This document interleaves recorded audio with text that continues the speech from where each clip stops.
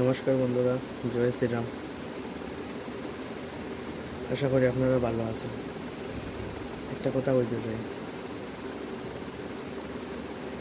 আপনারা বহুত মানুষের কাছে শুনছেন এরকম চলো আর এরকম চলিও না, কিন্তু আমি একটা কথা চলতে চাই, মানে মানুষের কথা শুনিয়া চলিও না। কোনো মানুষের গাছে উঠাইয়া দিব, লামাইতে নেই। কয় না আমরা বাঙালি ভাষায় গাছে তুলিয়া দিতে সব আছে, লামাইতে কেউ নেই। এই কথাটা আমি পুরা বুঝে লিছি আজকে। মানুষের কয় না বাইরে যাও দিয়া বেশি টাকা কামাইবায়, আইয়া ঘর বাড়ি বানাইবায়, এটা একবারে ফালতু কথা। আমি নিজেই গিয়ে দেখিয়েছি, 7 বছর থেকে দেখিয়েছি। নিজের বাড়ি ঘরে থাকাও ঠিক আছে, মা বাবা আছেন, তারা খেয়াল রাখো, দেখাশোনা করো।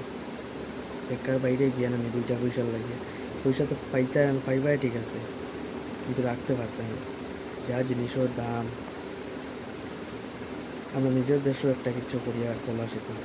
বেকার বাইরে গেলাম নাই নিজের মা বাবারে চাইলে। আগে মা বাবাই কইতা পড়ো পড়ো, তার কথা শুনলে লাভ হইল না।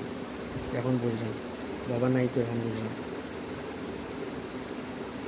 বাবা না থাকলে কতটুকু কষ্ট হয় এটা বোঝা যায়।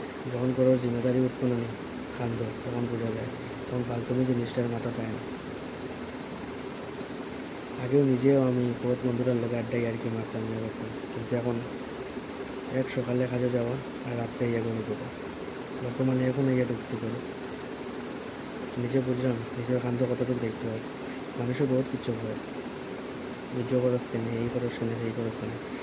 দেখো, মানুষের কথা শুনিয়া চলতে নেই কিন্তু নিজের মনে যেটা চাই এটা হয়। আমি ভিডিও বানাইলাম, আমার শখেই বানাই, সবার কথা শুনি না। আমি তো ফালতুমি করতাম না, নিজের কাজ শেষ করিয়া ইয়ে ভিডিও বানাইলাম। ওটাও কইলাম আপনারা, মানে মানুষের কথা শুনিয়া চলিও না, নিজের থেকে কিচ্ছু একটা হবে ভালো হইব। আর বিদেশ গিয়ে লাভ নেই, বুঝছো না? এতটুকু কথা। ভালো লাগলে ভিডিওটা লাইক দিলেই। টাটা।